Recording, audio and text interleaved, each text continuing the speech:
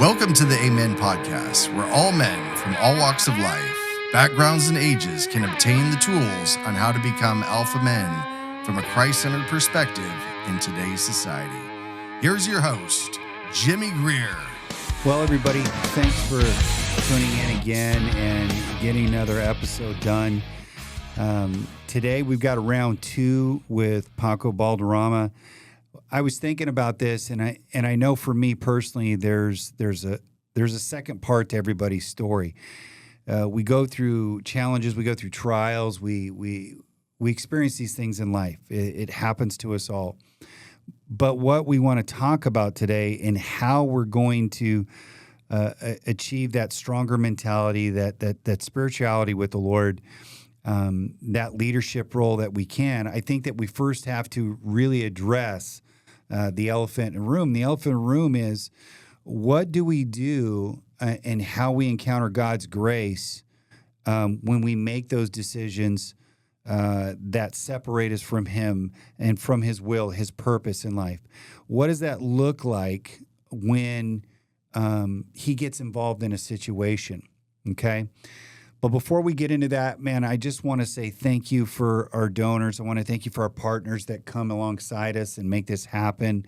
Obviously, Awaken TV, we couldn't do it without you. That's a shout out for Matt. But if you would please like, subscribe, share this, comment. Let us know what you like or what you maybe some ideas that you would like to hear us cover. That would be fantastic. But again, I just want to welcome you back, Paco, man. Thanks for coming on again. Thanks for the invite. Oh, heck yeah. Yeah, I think the last episode that we got in, there were men that approached me, talked to me about it, and I just got really good feedback for many different areas because of who you are and what you've gone through and what that road and that journey's look like. It's been good. It's been really helpful, so thanks for that. Good, I'm glad. Yeah. But I wanted to share with you, because we were just talking in pre-show, just a little bit about, my personal thing, because people know, in my journey that I've had a lot of health challenges, which is, it's an anomaly in itself. So for those of you that haven't read up on me or heard some of the past episodes, I had aortic valve replacement in 2024 of June. So the 10th was my 1 year. I recently went to the doctor, and I want to clarify that this is the report of the doctor. This is not the report of the Lord, but this is the report of the doctor. And so the doctor said that I was in AFib and that I was possibly going to have a pacemaker put in. My blood pressure was running a little bit high.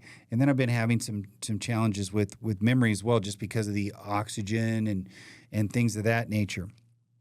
Well, I decided that it would be good to really just place this in the Lord's hands and say, God, I surrender this to you.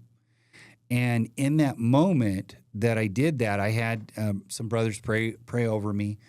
And we really stood in faith in that moment, even though I'm going through this trial. The last 5 years has been nuts for me. And your life has been pretty crazy and turned upside down as well. It's a challenge. It's a trial. And I think that we as men, how we approach that is really key. Who are we asking to get in that fight with us? Are we believing God? Are we believing the report of what the world says about us or says to us, right? And so I do this 4.25 mile run or jog, walk, whatever it is, whatever I'm feeling up to. And this has been a normal struggle for me with my lungs. I haven't been able to breathe really well. So then after we've prayed, the next evening, which was last night, I came in and I just said, Lord, you know what? I just give this day to you. I thank you for my breath of life. And I do my normal routine. Well, I'm realizing that I'm not struggling in breath at all, which before it would be. And normally it takes me about an hour and 10 minutes roughly to get that finished. For the first time, I did it in 55 minutes. So for me, that was a huge, huge success. And, I got emotional over it because it's funny that the things in life, and I know that you can attest to this as well, Paco, is that the things in life that we take for granted, the things that we think are just on cruise control and it's going, life's going well, where our kids are good, or, it's just life is good. We take that for granted. And then all of a sudden, one of the wheels come off in life, right? What happened? What the heck happened? And then we look at it and then we start to realize, I don't have this thing figured out. Or maybe I have lost sight or lost, focus. So today's episode, what I really want to get into is that not necessarily a comeback story, but to show men of no matter what age you're at. It doesn't matter if you're 15, doesn't matter if you're 25, 35, 55, 65, it doesn't matter. We all go through life's challenges at different stages. And what matters most is how we get God involved and how we're seated in him in that moment. So again, thanks for coming back and doing another episode. But I want to ask you, so in the last episode, we covered more of the struggle of what's taken place in life, where you came from, where you were at with the Fresno Police Department. And if you could just kind of get into what it's looked like from where you were to where life, what that looks like for you now, if that makes kind of sense. Like your businesses, your family, all of those things. How has God gotten involved in those situations? Sure. Well, let me start by saying this. I'm very thankful for the fact that I do have God in my life. Mm-hmm. I can't imagine going through something difficult and not having any faith, Right. Or not believing in God, or not having a relationship with God. I think that would be extremely, much more so, extremely difficult to overcome. Mm-hmm. But life is life, and things are going to happen, and it's not always happy. It's not always safe. It's not always going to go the way we think it's going to go, and things are going to happen for whatever reason, either medical problems or personal mistakes or whatever else. But thank God that He is with us. Thank God that He doesn't look at us the way we look at ourselves. Thank God that He doesn't judge us the way that the way the world judges us. Yeah. Thank God for all those things. Right. Because I'd hate to even imagine or even think about walking through something difficult and not having God, not having that faith that, He's under control. He's got it all under control, that your life, that you're basically in the palm of His hands, and He's making sure that you're going to be okay and your family's going to be okay. So that's, going through difficult times certainly puts things in perspective. It puts it in a much clearer picture as far as life and family, and where you're going and what your aspirations are. And the thing is that life changes. Things seldom stay the same. They say that Absolutely. they say the only thing that is constant is change. So this is just another change for me, and it's been one that has been obviously difficult. Change is typically difficult. Challenges in life are difficult, but the harder that they are, the more we learn. The more that God uses certain situations to develop us as human beings, so we can learn, so we can know, so we can experience different things. And I think that's all part of it. That is all part of it. I'd hate to be the type of person that's never struggled through anything. How do you truly know who you are in Christ if you've never been through a difficult time? If you've never had to get on your knees and pray about something, really needing God's presence, God's favor, God's direction. So I think it's part of the human experience, and God plans it that way. So things are certainly a lot better, a lot brighter than they used to be. That's good. But things are always bright when you have trust in God. Things are always bright when you're trusting in Him and not yourself. And I think that's one of the big lessons is take the trust off of you and put it on God. 100%. When you're a type A personality, especially one in leadership, you're expected solve every problem and to have all the right answers, and to people come to you to just hey, what do we do type of thing. Yeah. And that's part of the job, but at the same time, it's great to be able to take that and say, look, I can't. There's nothing I can do about this. Mm-hmm. God, I need you to take this over, because I'm at my limit. I'm at my wit's end. There's nothing else I can do. I have no power to influence this situation one way or the other. So you have to relinquish it to God. And man, you want to talk about a heavy burden that's lifted off your shoulders when you take it off of yours and you give it to God. Yeah. And that creates a much deeper relationship between us and our Creator. Yeah. Is to, we talk a good talk. We do. We're really good at that. Oh, yeah. And we read the books and we go to church, and man, what a great message. Yeah. But man, it's something different when you truly have to relinquish something and say, God, I give it all to you. Mm-hmm. I give you my life. I give you my family. I give you my children. I give you my career. I give you my ego. Yeah. I give you my hang-ups. I give you my sin. I give you my talents. Yeah. And I want to go in the direction that you want me to go. I want you to guide my steps. I give it all up. Mm-hmm. That's what Jesus talks about when take on your cross.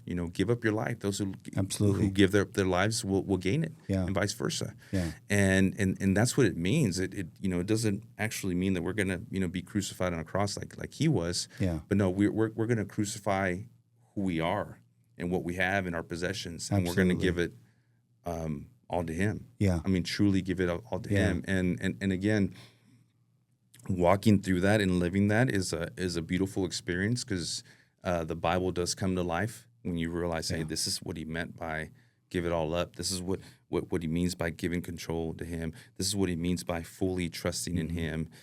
This is what it means to not trust in your own heart, you know, and follow his ways, follow his word, not what you think is best. What do we know? Yeah. We don't know anything. And one of my favorite verses is the heart is deceitful above all things. There's a lot of commentary out there. Follow your heart. No, don't do that. You'll chase your happiness. Yeah, exactly. Yeah. So that's kind of what's that's the way I look at it. You have to look at everything from as it is in reality, and not fall into a circle of depression or spiral into depression, because you're going to have your sad days and your happy days, but the big picture is that God's in control. Yeah, and nothing's going to change that. Right. What has been the experience in God's grace from, we go through the challenges of family and marriage. What does that grace look like in your experience with your children and wife? What does that look like? Well, that's a great question. The thing I compare it to is my inability to give grace, because through everything that's happened, I can tell you that I'm my own worst critic. Nobody was harder on me than I was on myself. Right. By far. Right. By far. And, children just, love their parents. Whether you're a good parent or a crappy parent, they're going to love you. Yeah. They're going to love you. And if you're a good parent, when things are happy and things are great. But they having that perspective of a child that, look, Dad, we love you no matter what. Right. Is to me is symbolic of God's grace. We may be mad at our kids for a mistake that they make, but we're always going to love them. Mm-hmm. They're always going to be our kid. Absolutely. And that's exactly the way God the Father looks at us. 100%. That's my child. Yeah. I believe in my child. I've put certain talents in my child, and they may have messed up today, but I've still got great things for my child. Exactly. And that's where you have to put your focus on. Mm-hmm. You don't just sit there in the miry clay. You just don't sit there defeated. Mm-hmm. Yeah, you're gonna sit there for a little bit because you're hurting, right? Yeah. But then you're gonna get up. Yeah. And you can let the blood of Jesus wash you, and you're gonna continue on being who you are, which is a child of God. So you got to have that strong perspective. But the thing that was that I still struggle with is just my own inability to give myself grace. Because being a type A and being the guy who's solves the problems, you develop this ego, and Yes. ego is not good. No, it's pride. It's It's pride, it's back right. with pride, 100%. And I wanted to keep on hammering myself for making mistakes and for doing the wrong thing. And I mean, God's given me grace. I mean, that means you got to show yourself grace as well. Absolutely. Absolutely. I think that what we were talking in pre-show was the topic of being seated in Him, and so many men, so many leaders, and people in general, of course. But the focus is to correct the things in the home. We've got to correct things in ourselves first, right? And that relationship with God is not a box checking mentality. It can't be. I mean, you can adopt that. That can happen. But for the success of you, your family, your marriage, all these different things, if you approach it from a checking the box standpoint, you're going to get checking the box results, right? So the intimacy that God is looking from us, because in His Word, it says that in the last days that many will come in my name, but will not be of my name. And they will say, Lord, Lord, do you not remember what we did? We cast out demons. We, fed the poor, all these different things, right? And what's the return response? He says, hey, depart from me because I don't know you. I don't know who you are. When were you ever intimate with me? When did we ever have relations, right? That's going to be the parting factor. And I think so many times, like what you're saying is, if I'm hearing you right, is that level of unforgiveness or grace is a better way to say that we don't extend to ourselves, right? We have to do that because really what we're doing is we're seeing ourselves from the condemnation lens of the enemy and not the loving Father. But this is what I think people get twisted, is they think that love is a one-way street of gentleness, kindness, and it is those things. And it's forgiving, which it is. But it's also discipliner. My Father, because I'm His child, my Heavenly Father and my earthly Father, they both correct me. My earthly father whooped my fanny until there was no tomorrow because I deserved it. He kicked my butt. It was no joke. My dad didn't beat me. My dad disciplined me, right? So he's trying to drive me away from something that is going to potentially harm me because there's separation there, right? But then from the model of the loving Father is not that much different because, like I was saying earlier, is God will go the furthest extent to get your attention. So in that story that I was telling you, so does He have your attention? Oh, absolutely. 100%. I mean, absolutely. It's kind of an oxymoron, right? It's like, duh, really? Do you think? Yeah, I believe that. But I know that men that are listening to this, they try to figure out where they fit in that story. But we all arrive at that point. Somebody would say, I either tap out, yield, or cry uncle because I've had enough, right? And I think that we as men, we have to be able to be seated in Him to be able to say, I don't need you to go any further to get my attention. You have it. I failed. I have messed up. I've made the mistakes.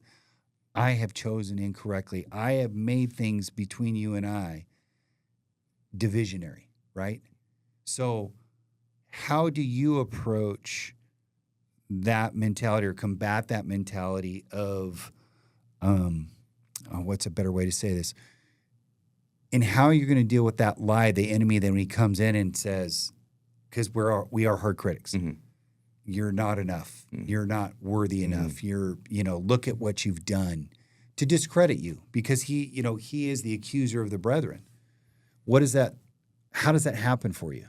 Well, it's interesting that you're asking that question because in that same way that the devil accuses us, that's the way the world looks at us. Right. Okay. Right. You have value because you bring something to me. You're either a great athlete or you're a great this or you're making me money or that is your value. And without that, right, you have no value. Right. And I mean that's the way that the world values and devalues us, and that's the same way that the devil, that the enemy tries to devalue us. Yeah. But the thing of it is that we don't have to perform. Yeah. We don't have to earn salvation. It's by grace. Yeah. Just with the mere fact that we believe that Jesus Christ is the Son of God and he came down to earth and died. He was that sacrifice for our sins. Yeah. And now we're washed, forever. And just like we can't earn it, it can't be taken away. Right. But we also can't take that for granted. We know that God has a plan. He has a plan for each one of us, and it's incumbent of us to reach out to Him to find out what that is. So, that's kind of the whole value system, and that's the one thing that really comes back to me is that every human being has value. Whether you look at them a certain way or not, but it is the things that make us laugh, give us money, entertain us, support, whatever it is. Right. Yeah. Those are the things that we look at. Right. That person has value. And if they don't, they get canceled. And then they get, obliterated into, whatever on the internet. Yeah. So that's one thing. The other thing is that relationship with God that you were talking about earlier. We forget that God is a person. We forget that, just like I bet you can name me a couple friends that have been lifelong friends that you may not see for a year, but the minute you see them, it's on. It's on. Yeah. Right. And I can do the same thing. Right. Why? Because you know that person. You've laughed, you've cried, you've gone through good times, you've gone through difficult times, and you guys are brothers. Yeah. It's no different with God. And last time I was here, I talked about no. Situations like this cause you to dive deep into who He is, and he doesn't stand there. He reaches back at you, and pulls you out, and there comes a time where you actually know God. You know God. You don't know of Him. You actually have a relationship with Him, right. And that's the thing that He wants. He wants to spend time with us, but it can't be, like you said earlier, it can't be just a check the box thing. Nah, it has to be genuine. We have to seek Him out in good times and bad times. Spending time in prayer or reading His Word, just walking and being silent. Be still and know that I am God. Just listening. There's prayer sessions that I have where I don't say anything. I just try to listen. Yeah. I just try to listen to what He has for me, for my family, and go in that direction. Now, that being said, it doesn't make me perfect. It doesn't make you perfect. Because you're walking with God doesn't. The perfection is not, part of that, of that recipe. Yeah. But it is part of the walk that we strive to please Him by staying away from certain things. Yeah. And the things that we do in His honor. And you can actually worship God by just doing mundane things, by just living life, by taking care of your kids. Your money, your time, your kids, your family, your presence. When I say your presence with Him, entering in with Him. Those are huge things because, how many people do you know right off the bat that it's the first time that you start talking about money, people get weird about it, right? But and I'm not trying to go off on a tangent of about giving and tithing or anything like that. That's not what this is about. I'm just saying that if God motivates you in your heart in that moment, doesn't matter what the situation is. You got a buddy or even an unknown person that you've just met. And God says, hey, I want you to slide him a 50 or 100, whatever it is, right? And you give in that moment, you're giving to Him, right?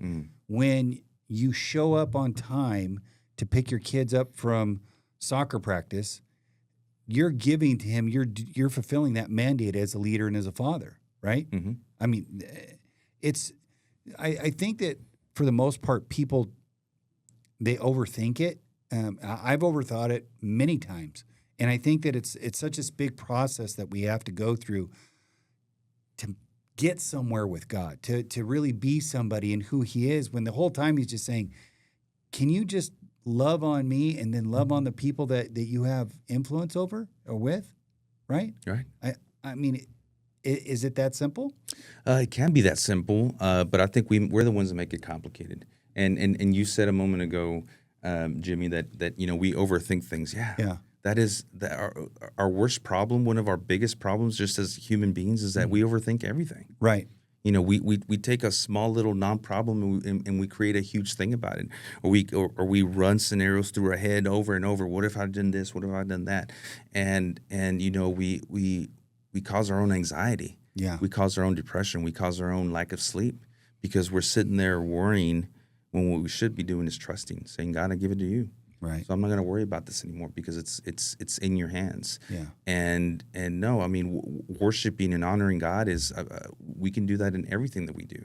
Because when I'm trying to be a good dad and do their laundry and pick them up, am I not serving them? 100%. Right. And isn't that what and God are you calls me serving to the do? Lord? Exactly. Right? Because how much does the Lord serve us in providing food, shelter for us? Do we not do that for our children? Yes, Right. we absolutely do, right? The love and concern, the support, the attaboys, when they bring home good grades or achieve something in sports. That's no different than what the Lord does for us, but obviously he wants the eternal. That's where his focus is, right? But I believe that God rewards us in that same sense. When you get a bonus, right? There's that. When you have good health, that is an extension of his goodness to who you are, right? I think there's too many things that we get overly focused on, and so much to the point that we can't see that blessing that's right in front of us as we impart God's love to other people in simple moments. No, and I think social media adds to that confusion. Oh, geez. And makes it even worse. I often wonder this, who is happier and who has more peace? A migrant farmer who's a believer who trusts in God, who works his butt off and provides his family exactly what they need, and they have peace in the home. Or that billionaire that is not getting any sleep because he's so worried about the next investment, the next billion, the next. And I mean, who's more rich? Right. Because in 20, 30 years, they're both going to be gone. Right. They're no longer going to exist on this earth. Right. And neither one of them is going to be able to take anything with them. Nothing. Right. Nothing. So it is about perspective. But social media causes our perspective to or tries to dictate what our perspective should be. And we have to be strong enough and we have to be faithful enough to believe what the Bible tells us and to understand that, look, this is not a race where the winner who has the biggest car, the most money, the biggest house is going to win. It's going to be about walking with God. It's going to be about loving those who love you. It's going to be about helping others. It's going to be about what did you do on this earth to give of yourself for God's kingdom. Just coming on this podcast, Jimmy, if people don't think it's, nerve-wracking to come on here on a podcast and talk about, your successes, your failures, and just be transparent. Yeah, it is uncomfortable. Yeah, that's real. It's not fun, but I think to myself, man, how many men out there are either suffering or have suffered, or maybe they're going through something similar. Or will. Because we don't know what the future holds for everybody, right? And I know three kinds of people. People that have been through something, are going through something, and are going to go through something. Right. Absolutely. So it's like I want to teach, others what I've learned the hard way. The hard way. There is an easier way. There is an easier way. Right. But we take the hard road. We take the hard road, but I think the lessons stick a lot longer. Hopefully, right? Hopefully. Yeah. Well, hey, let's take a quick break. We're going to take our first break, and then we'll come back. And what I want to jump into is because the occupation that you've had that would speak to what's going on in our society, especially in California right now, and we'll touch on the riots going down in LA in a minute. We'll be right back, guys. Are you ready to become the strongest version of yourself, Alpha Men? Meet Paul Watson, a military veteran. Paul knows the importance of physical fitness, mental and physical toughness, and the role it plays in one's overall health and well-being. That's why I'm proud to recommend Warrior Fitness, a fitness program designed to help you become the strongest version of yourself. Whether you're looking for elite military selection training, including endurance and strength training, group classes, individualized training, and personalized diet plan development, we're here to help you achieve your fitness goals. Our experienced trainers understand the value of hard work and perseverance, and they will work with you to push your limits and achieve new heights. Join our community of warriors and take on a new challenge that will help you to build strength, increase your endurance, and improve your overall health.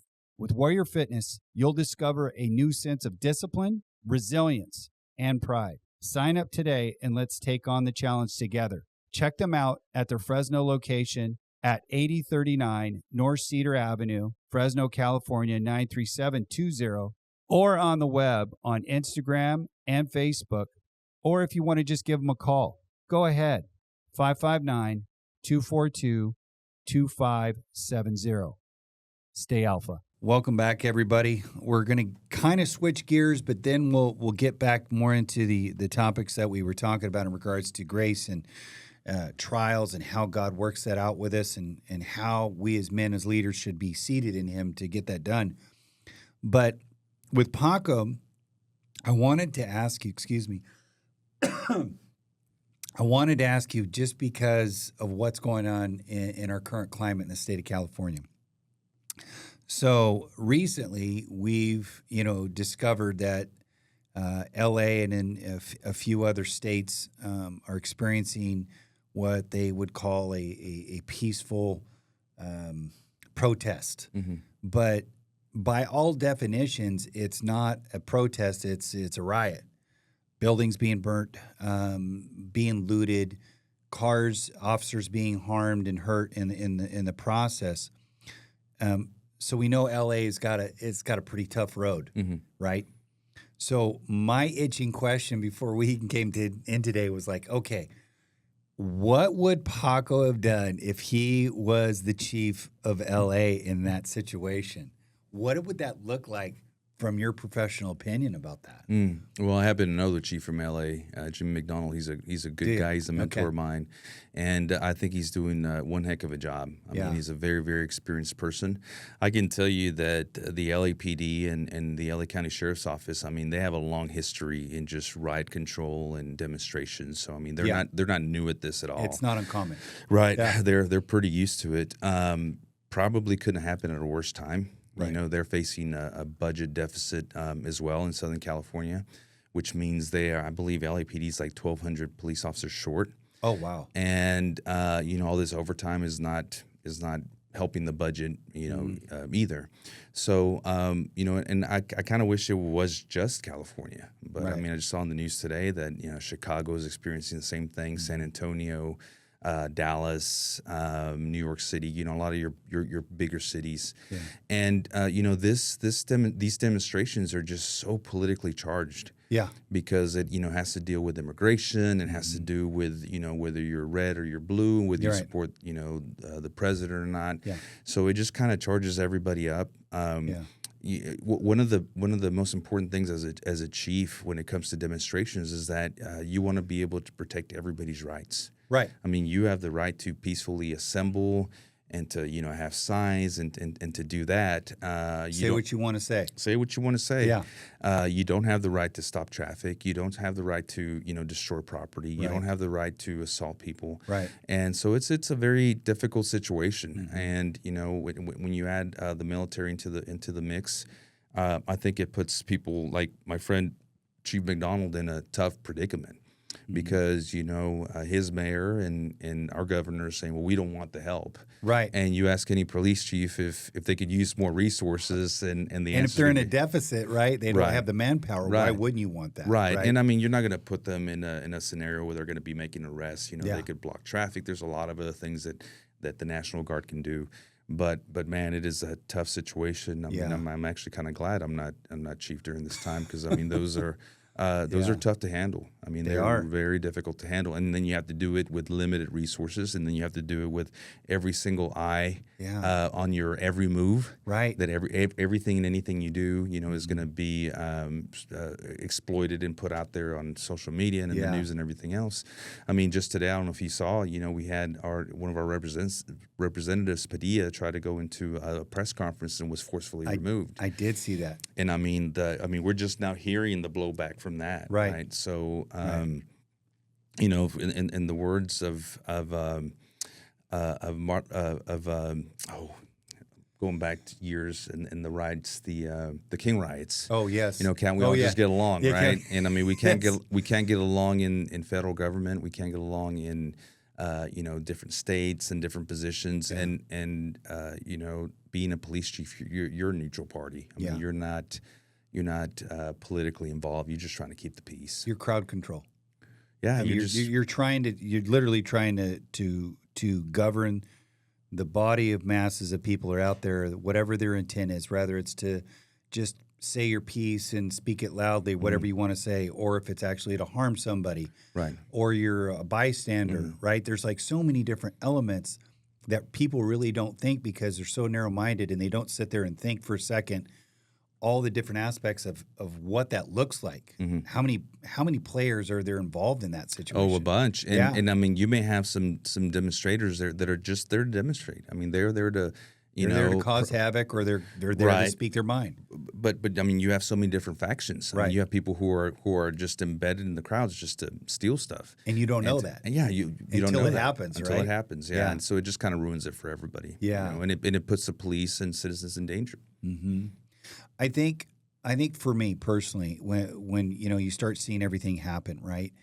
You see the governor's neglect to respond properly, to downplay it to a point where you're going to say that, they've got it under control. It'll basically fizzle out, And meanwhile, everything is escalating by the minute, right? People are getting harmed. Cars are getting, cop cars are getting trashed. There's real situation on the ground. I think that as a leader, when you assess the situation, I remember you telling me this a while back, was that when you're in that kind of position of leadership, especially a chief, that whatever decision is going to be made, you're going to always offend somebody because it's not going to suit what their mindset is, what their need is, or what their want is, right? So what you really have to do as a chief in that situation to make the best decision is not going to be for all parties involved. It's going to be for what is the best decision for the masses that are at hand. You're just trying to make sure nobody's getting killed, right? People are being safe, that sort of thing. So I don't know. It's like, how do you, as a leader, make those decisions on the fly? I mean, is it your personnel that you're relying on? Is it the reports from the government that are coming in that kind of situation? Because we know Fresno has not seen that. Fresno's not seeing that. For instance, a great example of this. So the other day, did you see the footage on the news about there was about probably 600 strong protesters that were downtown at the Federal Building? Okay. That is a perfect example of what a peaceful protest looks like. There's no cars burning. There's nobody being harmed at that point. People are allowed to use their First Amendment right, which I'm fully in support of, even if I don't agree with it, right? And the town's not being burned down. It just doesn't register for a lot of people. One of the thoughts that I thought about this was, why is it that it happens in these larger cities, but not here, right? And I'm not encouraging it, nor do I want that. But my question is like, do you think that there is the possibility that because we are labeled a red island per se, right, that the orchestrators of these things, because we know in LA they were dropping off brick pallets in the streets. They were ready, right? They were going to do their thing. That's an orchestrated event. But that kind of stuff doesn't happen here. Why do you think that is? That's speculation. I think it's relationship. I think in a smaller city, you get to know the people in the community, the entire community. You get to build relationships, and I think the city's done a great job of that. In particular, the police department, of building relationships throughout. Throughout the city. So when something like this happens, there's communication already. Right. When you compare us to a huge city like New York or LA, there's no way you can have those types of one-on-one genuine relationships with everybody. Sure. So it's a lot easier for them to get out of hand. Plus you got more people, and Fresno's just not known for that. I mean, there's been a lot of demonstrations and I mean, they happen frequently. They do. And they're peaceful. The police department here has a long tradition of experience also, dealing with demonstrations and with marches and things like that. Yeah. So, I mean, that's definitely something that we got in our favor. And going back to what you asked before about, how can you pretend like something's not happening? Oh, it's peaceful, everything's right. But yet the news footage shows Doesn't something lie. different. Right. I mean, you have to look at motivation. What is the motivation? Right. What is when you throw politics into it, the motivation is not always to do the right thing. The motivation is to stay in power. Right. So you have to do things, do what's say favorable. things. Right. Yeah. So you have to do things and say things that is going to make your base happy, so you'll get reelected and you'll continue to stay in power. Right. The difference between that and a non-political position like police chief is that you're there to do the right thing. Mm-hmm. You're there to keep people safe, and you're making decisions to where nobody gets hurt, nobody gets killed, nobody goes to the hospital, and you can't worry about who's going to like it and who's not going to like it. If they get rid of you, they get rid of you. And I mean, that's just the way it is. You know, I don't know if I mentioned this to you last time, but in the organization Major City Chiefs, you got 79 of the largest cities in America and 6 from Canada. In the last 3 years, 72 out of the 79 have been replaced. Really? 72 out of the 79 major cities have new chiefs. Wow. And some of them, a lot of them have been for political reasons. I mean, that's just the nature of the job. Right. It's orchestrated. Right. And I mean, sometimes it's, hey, we don't care if you got a stellar record. We don't care if your recruiting's been great. We don't care if, crime is down to historic lows. We don't like your position on this, so we're going to bring somebody else in. We want how you're going to serve us. You know, how you're going to make us look better and get the things done that we want. Or they want somebody who they can control. And I know yes, man. Right. And some of them are just not willing to do that. No, I'm not going to do that because it's not the right thing to do. Yeah. Well, I'm going to get rid of you. Well, okay. Mayor Bass of LA, I don't understand. Again, you know, she's aligned herself, and I'm not trying to make it all political. I'm just saying that she's aligned herself with the governor of California in the same action, same mentality. You know, it's nothing's going on over here. Nothing's really happening. You know, people are just protesting. No, we know what protests look like, but we also know what riots. In California, if you've been around a little while, you know, all the way back from Watts riots all the way to Rodney King. I mean, you could go down the list of how many different riots have come about for the different reasons. But then you have what is going on, and it's if people can't understand that there is a lawlessness and there is an ungodly division that is happening in the country, you are 100% kidding yourself. The players in this situation are not even hiding what they're about. Now the initiatives, the narratives are out there. They're there for everybody to see. They're not hiding anymore. They're saying, we want to kill your children. We want to kill your future babies. We want to oppress your religious rights. We want to do that. Matter of fact, we want you to shut up and be quiet about it, right? And you have to remove those people from that arena so that initiative can be continued, right? And I think that's, I don't know, that's just my personal opinion, is that I see people going in that direction to make that shift, is bring in more people, change the voting status to where we can remain in power so we can remove God from the entire map of this country.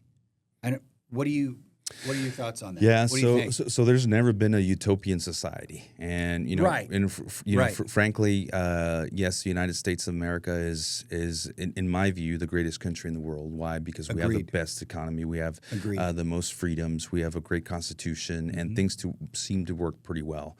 But I mean, even the Roman Empire, I think, you know, collapsed after 400 years. I mean, we're at about 250 here. So we got to think about that. Anytime there's an imbalance, it's going to create chaos. And I think for many years we've had a lot of balance in our society. And that balance is, you know, freedom of religion. It's going to be an environment where you can be an entrepreneur, where business, you know, you can thrive. And I you know, there really is an imbalance where people have become too comfortable. And the focus, complacent and comfortable. Yeah, people want comfort. Right. People don't want to. They want it easy. People want an 80-inch TV. They just don't want to have to pay for it. People want to keep the AC on 70 all day, but they don't want to go and pay the bill. Right. And I mean, everything takes money and work and effort. And when you have a balanced society, there's a working class, there's a middle class, there's the rich class, and they're all contributing to some certain point. Absolutely. A lot of rich people get a lot of bad press or bad impression. Some of the rich people I know are some of the most generous people in the world. Isn't that crazy? The Green family from Oklahoma City. Okay. They're the ones that founded the Museum of the Bible, and I mean, they're incredibly generous. As a matter of fact, they pay themselves a minimal salary. The rest of it goes to charity. And, it takes a lot of that, right? But when you have a certain amount of society that says, no, you need to believe how I believe, and I don't want to work, and you need to pay for this, and you need to pay for that, and you need to pay for this, right? And you need to cover my college, and I'm not going to contribute other than contribute to demonstrations when I don't get what I want. Right. Well, then there's going to be an imbalance. Now, I think the critical point is when you take God out of it. 100%. When you take God out of it, not only is it going to be a lawless society, but it's going to be a godless society, where that's what lawlessness is, right? Yeah. And where things are relative. What's right and wrong? Well, it's relative to whatever you. No. Murder is wrong. Every day of the week and twice on Sunday, murder is always wrong, yes. right? I mean, certain things like that. Yeah. And I think we minimize people to justify ourselves. Right. It's about me. We want to change the people's view. When I'm doing something that maybe I'm embarrassed, ashamed of, well, then let's change the law to where it's no longer illegal, and I can feel good about doing this, right? Right. And so that's kind of what I'm seeing. Yeah. Sadly, right before I came in here, I read a report where they're expected to do national protests on Saturday. Mm-hmm. And so we're probably going to see more of it. Yeah. And President Trump's he's prepared. Well, he just started. His 4 years just started. Yeah. So, and I mean, we're already seeing a lot of things. Sadly, I'm an optimist. Never been a pessimist, but I'm also a realist, and I think it's going to get worse. Yeah. Before it gets better. Do you think we'll see martial law? I don't think it'll quite get to that point. I don't think so either. I've got some people in my circle. They were a little concerned about that, and I was like, I think you need to let it play out a little bit further before you start drawing those cards and thinking that that's what's going to happen, because God wants people to be unified in Him. But to do that, I think that we had our first 4 years of Trump, and he saw some of that riot action, right? He knows what that looked like, so he's not going to allow that to get out of hand. But I think that the complacency of the Christian church as a whole, what we did is we got comfortable in our ways, what we were talking about a little bit earlier, and we're like, oh, okay, I can go to church freely, I can go do what I want, things are great, I'm making money, family's good, everything's good, right? But then God's like, but you guys are focused on the wrong things. You guys are focused on dividing each other. You're focused on hating one another because of whatever whacked out reason, and you're not focused on me.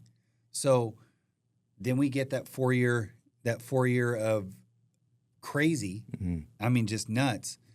And then suddenly God starts coming back into the conversation. I don't know about you, but for me, I heard those conversations. People were like, you know what, my buddy so-and-so, he just started going to church, and I've not seen that guy or even heard him going into church in years, right? And so the situation starts to evolve, and you've got all these different, when I say climate changes, I'm talking about the narratives and the bills that are getting passed, and it's really oppressing followers and believers and people just in general in society in the United States. So, like, how do we get back to that place of where God is remaining as the focus, and we're not so focused on the political realm? Now, I'm all about proper politics, 100%. If you want to be honest, be honest. You want to do what's right, do what's right. That's fine. But how do we get that place to where God is becoming that focus from the police chief's perspective, from that civic leader's point that might have a relationship with the Lord? How do we inject that back into our society? Well, hopefully it's happening organically, and I say organically, but maybe that's God moving.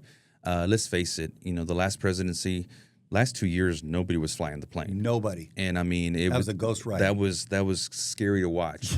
Sad in a way. Very. But I think that caused a lot of fear.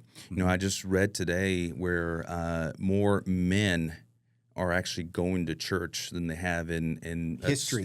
Yes, right. I've heard that as well. And also, Bibles are selling. Like hotcakes. Yes, I mean they're breaking records every year on selling more and more Bibles because people are starting to become aware, saying, "Look, this uncertainty, I'm not okay with it. This is scary. Right.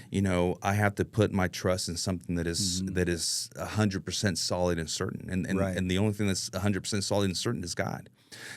So I think it is hopefully a global revival where people are starting to put our faith in God where it belongs. Yeah. And it should be number one above all things. Love the Lord your God above all things. Above 100%. All things, He should be your number one. Yes. And if you have a relationship with Him, then He's going to be number one. But it's so much more than checking a box. Right. And so much more than listening to your sermon podcast every other week or whatever. I mean, it takes that daily walk, connection, and relationship with Interaction, God. yes. And then what you see on the news doesn't scare you so much because you know that God's in control.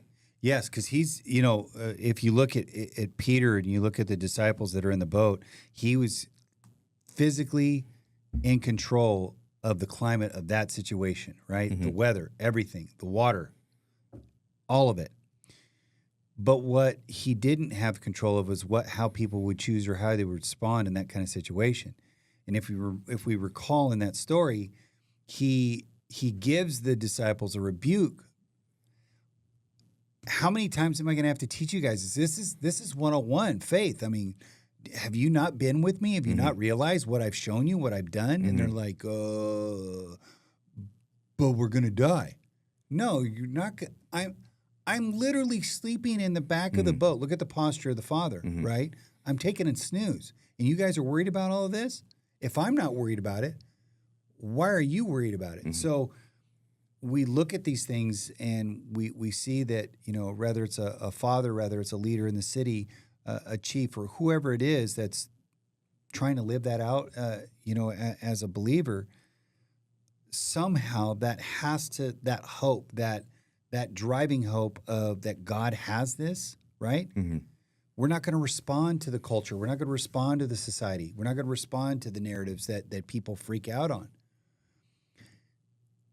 How do you address that from your own personal sphere of influence? Because you do have a sphere of influence of people around you.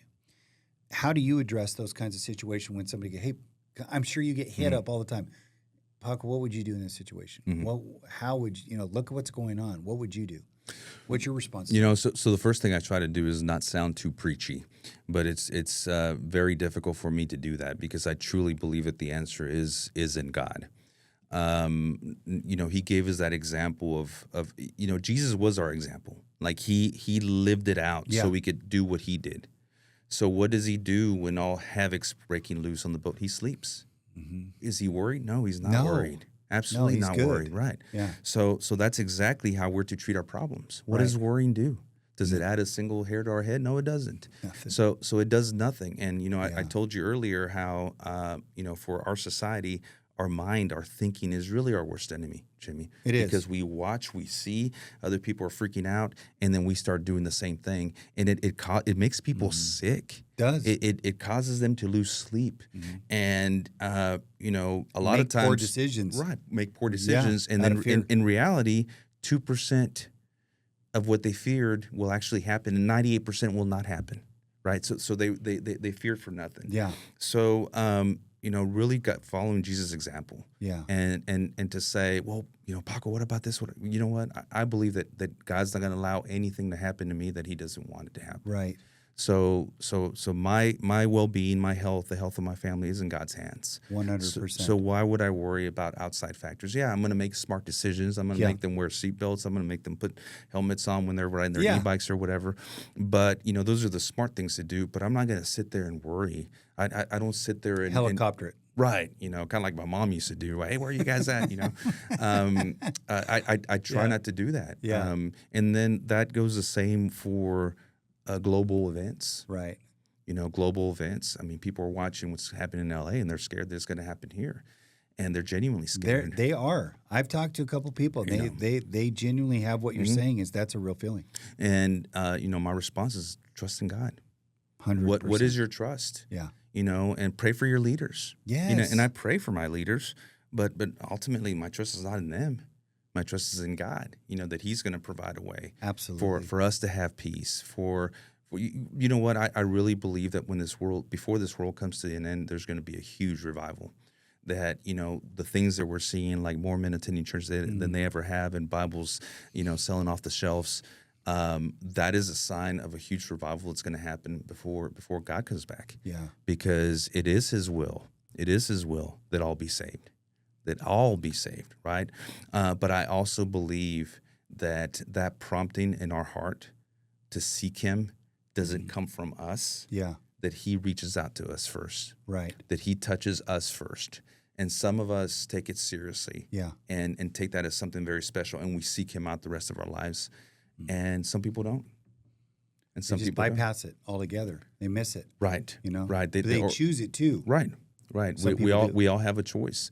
So, I mean, you can't live life worrying. You have to trust. And if you truly trust, you're not going to worry. Yeah.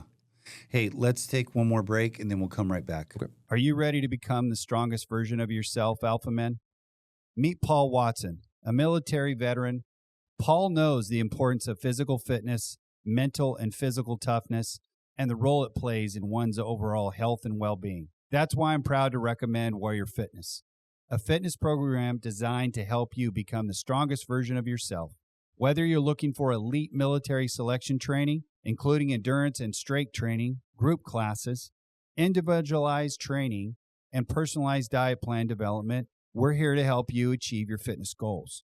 Our experienced trainers understand the value of hard work and perseverance, and they will work with you to push your limits and achieve new heights.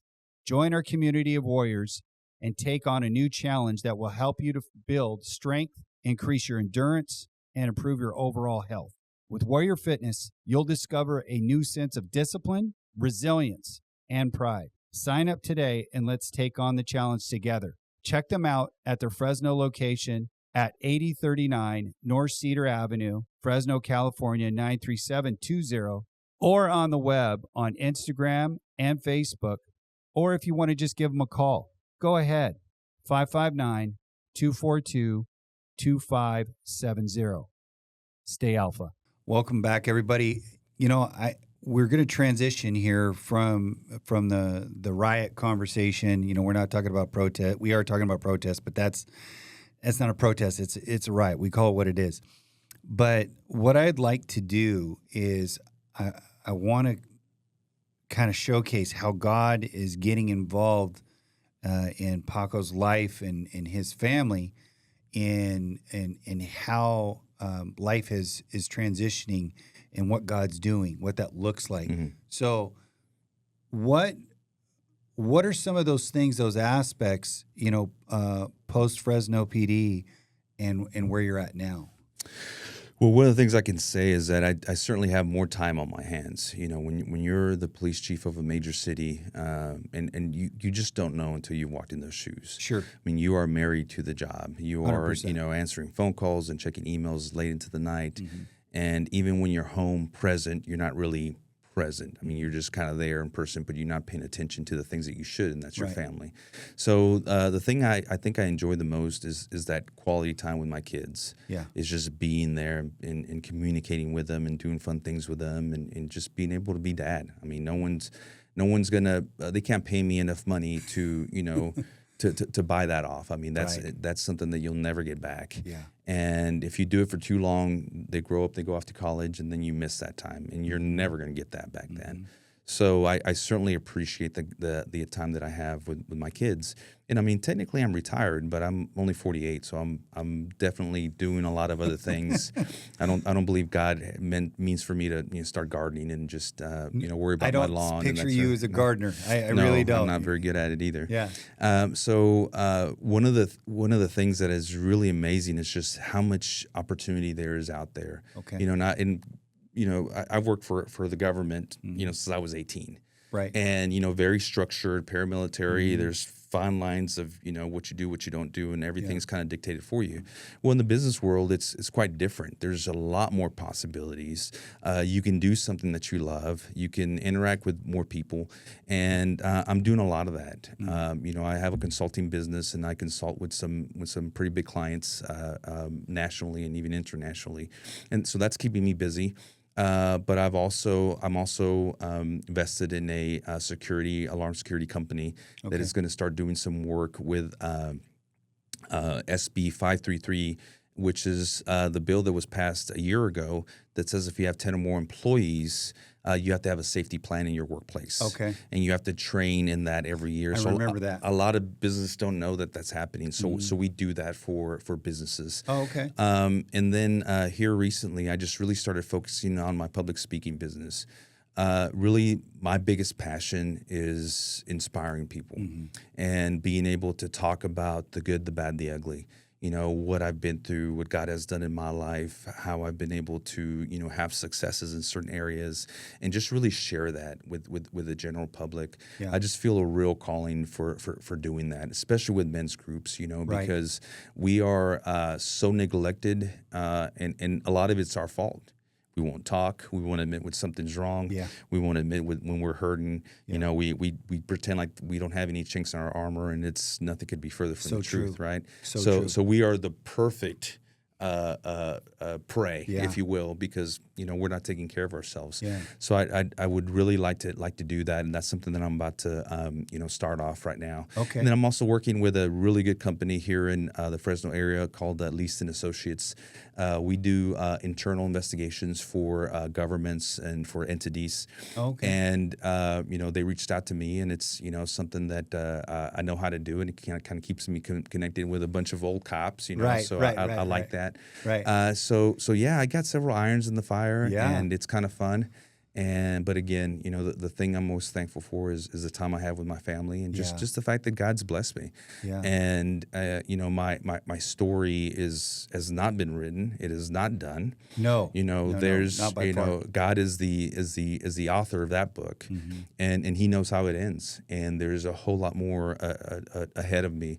But whatever I do, I know it has to be His plan for His glory, and not just self-serving. I mean, this is something for others, to Yes. provide something great for other people. Yeah, I think that it is a very beautiful thing to see God's work and His provision when we lay it all at His feet and we say, "Listen, I've messed up. I don't have it all figured out, right?" Mm-hmm. And He says, "Well, now I can work with this, right? Now I can do something with this. I can create avenues of resource and business opportunity for you, whatever that is. Could be ministry related. Who knows?" The point I'm trying to make is that we have to be seated in Him to have those kind of experiences with Him, for Him to share and say, "Hey, I need you to sit here. I need you to stand here. I need you to move, not move, whatever that is." But we can't do that when we're so focused on all these different things. And being a police chief of a major city, that requires a lot of attention. Mm-hmm. Like, I can't even imagine what people think in their minds, what a police chief does. Watch their cops? That's it? No, there's Close. right. But I mean, the general public just thinks, oh, the guy's sitting in there and he's making his, whatever income. And, he's just making sure his cops don't kill somebody by accident or something like that. Those are common things that people think about. But they don't understand the logistical part, the time, the sacrifice that goes into that, and the focus that it requires, right? And so sometimes what God will do is He'll do a little reset because we get so focused on all these different things, right? And those resets are hard. I don't know if we covered this in the last episode, but it was in regards to the shepherd staff. One is a blunt, one is a hook. Mm-hmm. The Holy Spirit comes along and says, "Son, I don't want you to do this. Mm-hmm. Stop doing this, whatever it is." And he's nudging you, and you're like, "Get off me." Mm-hmm. You're like, "I got it figured out," right? And then another nudge comes in. "Hey, it's not good for you. This is not what I want for you," right? No. Then the stick gets turned around, Mm-hmm. right? And then we get the blunt and we get the thump. We don't want the thump, but unfortunately that happens more than less, right? We get the thump on the back of the head and our lives get turned upside down and we get redirected. But at the end of the day, God's grace and his mercy, if we're submitted to him, is truly a wonderful thing, because I think that's where he can do his best work. Oh, absolutely. And I mean, I'm just so thankful that I have my faith, because, this is the type of trial that would totally destroy somebody, Like we said earlier, it's destroyed many Right. on much less account. right. Yeah. On much less. Yeah. But what I love about the situation is what the Bible says about something like this is that all things work out to the good of those who love him and are called by his name. 100%. So therefore, God can turn any situation, any bad and terrible situation, into something that's actually going to help others down the line. And you grow, you learn, you become wiser, you become more dependent on God. Yes. Your faith becomes something that is so much more real. You and I were talking pre-show about a book that I'm reading. I say I'm reading, I'm listening to it. I'm on the fourth listen. Yeah. It's that good. Okay. And it is The Pursuit of God by Tozer. A.W. Tozer. A.W. Yeah. Tozer, Yeah. right. And written in 1948, by the way. Man, it has to be the deepest, most spiritual book I've ever read in my life. Challenges you, doesn't it? It does challenge Yeah. you, and it changes your perspective of what walking with God is. Yeah. It changes your perspective of what surrendering everything is. It changes your perspective on what communicating with God is. I mean, it's just the total spiritual book for me. And I think for me, it's changed my whole outlook on my relationship with God, my outlook. Right. And my relationship is certainly better, because when you have nothing, when everything's stripped. when you're Yeah. stripped and everything's taken away, Yeah. then you have to rely on him. You have to depend on him. You do. or you will be destroyed. You will. But the whole thing about God's love and how he deals with us is that he has made us into the person that he has created us to be. And sometimes we're not. So sometimes we do have to be broken apart into a million pieces so he can piece us back together. Yeah. And, for us stubborn people, that's what it takes. For others, maybe it, takes the little hook, with a sheep. But Yeah. with some of us, it takes the blunt object a couple Yeah. of times to really get it. It's painful. It is a painful process. But if you choose to submit yourself to correction, it's going to benefit you. It's going to make you a better man. It's going to make you a better leader. It's going to make you a better father, a better husband. We have to remove the pride factor out of these situations, and what we talked about earlier, the ego factor. Remove it, because ego is based in pride. If your wife is needing you to meet her halfway, then meet her halfway. If your children are needing you to meet them a whole 100%, then you meet them a whole 100%. You, at the end of the day, we set the tone in our families' lives, right? The mandate that God gives us is love your wives as Christ loved the church. He sacrificed himself for the bride, right? So if we're not sacrificing ourselves for our marriage, right? Because it's marriage, God, myself, marriage, kids.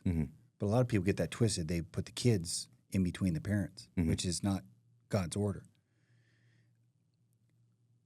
We have to be who we are in Christ and be the best version of who we can be, because we're spending time with him, so that in that moment we can truly tell our wives, our children, I want to love myself better, so I'm going to learn how to love you, right?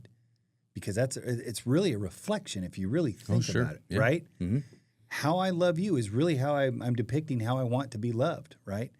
But I think so many times we get the ego, we get the pride, we get those things involved, and it goes to crap in 10 seconds, you know? So I think at the end of the day, we have to lay it all on the line with the Lord and again, reach that point where we shred ourselves of our ego and allow ourselves to be stripped so that he can piece us back together like he's doing in your life, like he's doing in my life physically, you know, spiritually as well. Like the comeback story has yet to be told, and I can't wait to see what God continues to do in your life and what he does in mine, because I know a lot of people have discounted me. They've counted me out already. You know, shoulda, coulda, woulda, has been, whatever, you know, never was be one of those kind of situations. But thank you for coming on today's show, man. I appreciate you so much. I appreciate your heart. I appreciate your family, and I appreciate your story, your perspective. We're really thankful for that. So thank you. It's great to have an opportunity where you can just speak the truth. You know, speak the truth and speak it with conviction. And, you know, my hope is that it'll inspire somebody. It'll inspire somebody to say, man, this guy went through the ringer. Yeah. And yeah, you know, he was crawling at some point, but then he started crawling, and then he got up and started walking, and next thing you know, he's still around, you know. And now you're running. Now I'm running. Yeah. And to bigger and better things. Yeah. God that's willing. Good stuff. I'll take that any day of the week. I'm all about healthy families, restoration of families, all of it. Divorce is like, it's something that I hate, and unfortunately I've been made a part of that, you know. But God is bigger than our situations always. Just sometimes I think that we get so focused on what the situation is, right, that we lose sight of him. And it's just us regaining that sight of who's most important, and that's him. It's not us. Right. Thanks again. Thank you, everybody, for giving us another look, another listen. Also, please be on the lookout. You can find us now on Amazon Music under podcasts. We are there. We're easy to find. I believe it's only in audio right now. I don't know if the video is actually available on there, but if you want to go to the YouTube video channel, you can find us there as well. And that's Amen Podcast. There's not going to be a dot. It will just be a CC in the YouTube. And leave your comments, and please subscribe. You know, you can also find us on the other platforms that you get all of your downloads from. Thanks again. We'll see you next time. Hey, Alpha Men, if you're enjoying the show, check your comms and look us up at amenpodcast.cc, where you can find all of your favorite shows and new releases. Stay Alpha.